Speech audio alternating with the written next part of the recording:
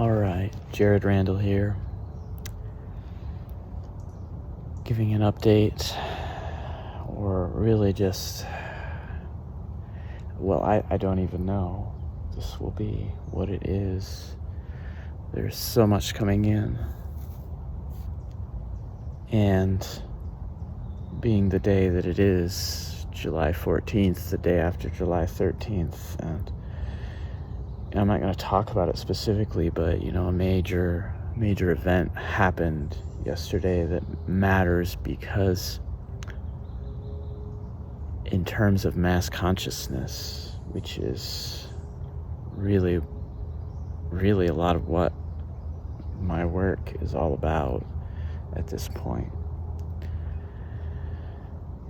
is that negotiation between mass consciousness and individual consciousness, and also bringing back into consciousness a wider understanding of consciousness. Humanity tends to think that we're the only conscious beings on the planet, and it's just plain silly. But yeah, so a major event, and unless you're living under a rock, you know what I'm talking about.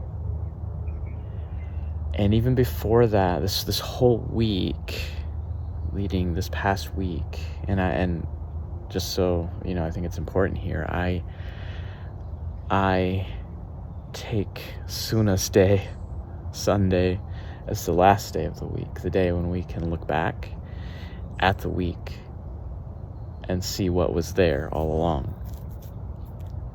We start the week with Luna's Day, Monday.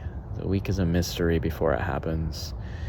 It is less of a mystery after it happens. And this whole week was about tuning our frequencies, working with our energy centers, getting rest, or realizing that we need rest.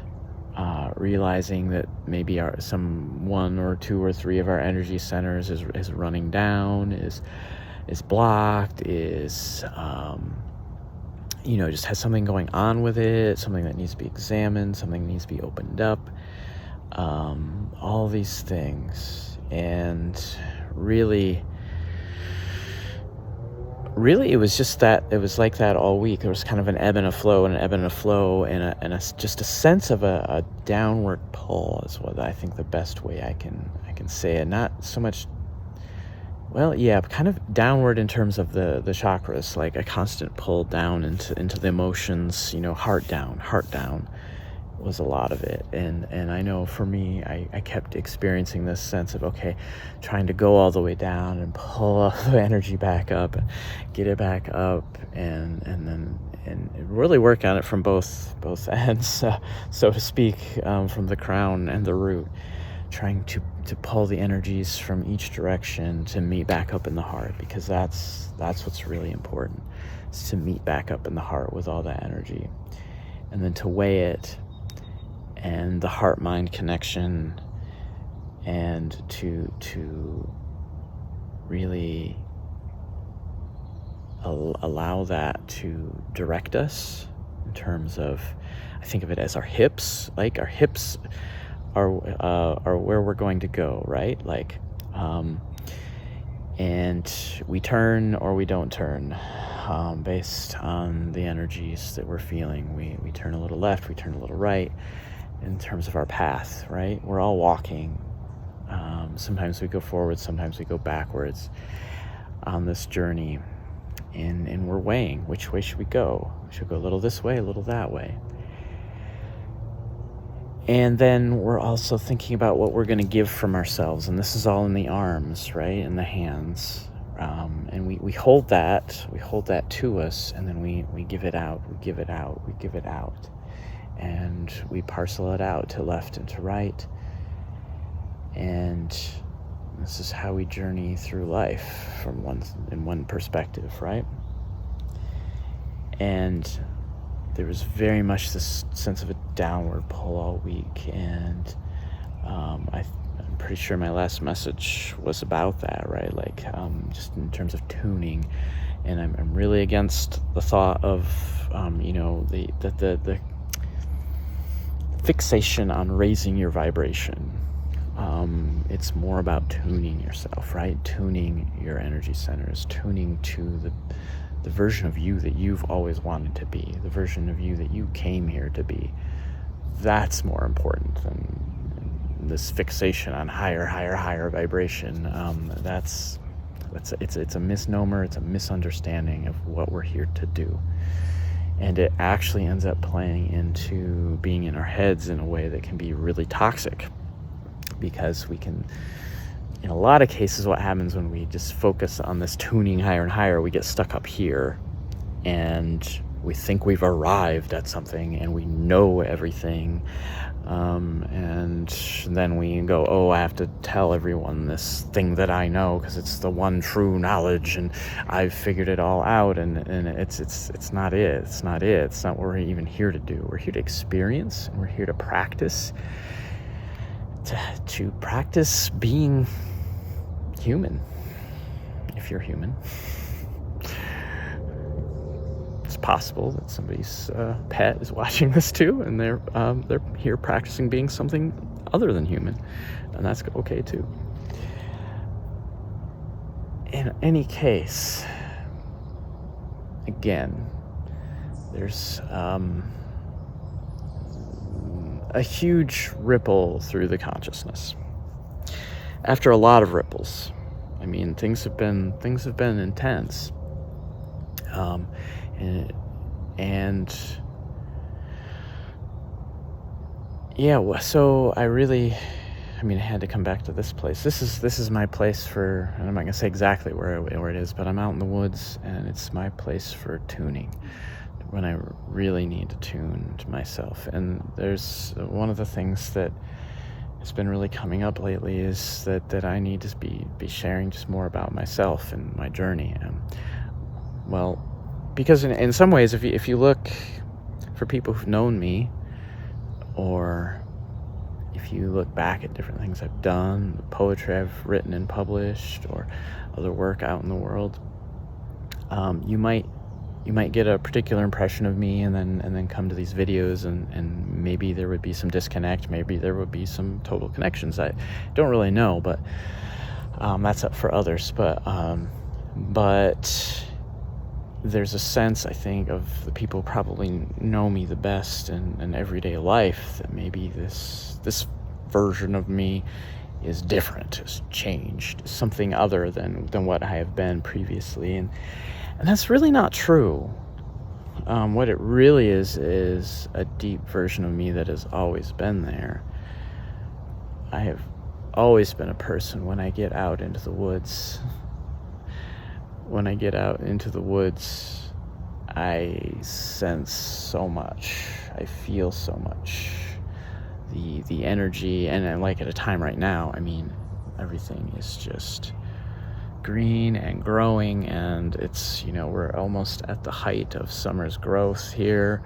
We're getting up to that point, and things are just popping up, and the energy is intense and active.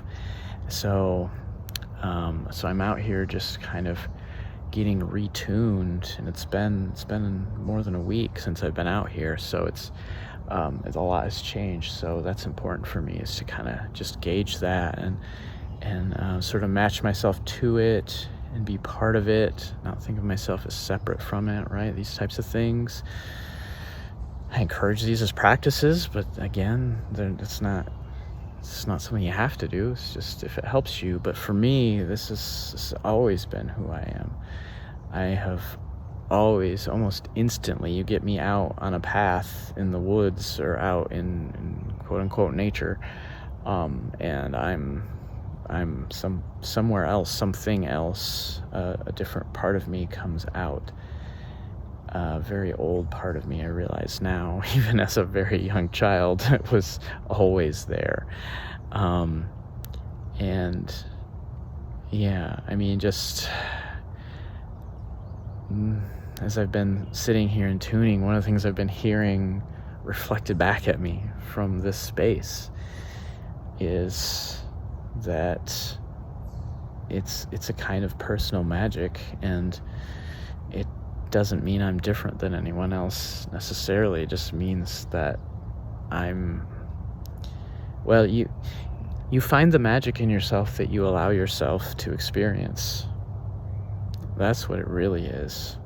You find the magic in yourself that you allow yourself to experience. And you're not going to experience certain kinds of magic, personal magic, unless you have certain experiences, because magic is experiential. And we learn from it. We learn things that work for us and things that don't work for us. And it's about working with energies from the inside of us as they connect to outside of us, measuring energies, identifying energies. And people have different ways of connecting to these things, right? I've talked before about all the gifts coming out, and I know I talked about what happened yesterday, and I think this is going to come around to why it matters. What matters right now is that we stay in this mode of where we've gotten to, who we are right now. Just thinking about all the gifts we've been discovering in ourselves, new ways of being in the world, new ways of operating, and so on, and the magic that we're finding in ourselves. And it can be very little things, and it might be something that you don't even think of as magic, but if you're working with energy, then it's magic in some way. It is. You're converting energy, you're identifying energy. Again, some of us see energy as colors, as auras. Some of us hear things that others do not hear. We hear energies, we hear frequencies. Some of us just have a very deep sense of things, a very deep feeling of things. Some of us can sense the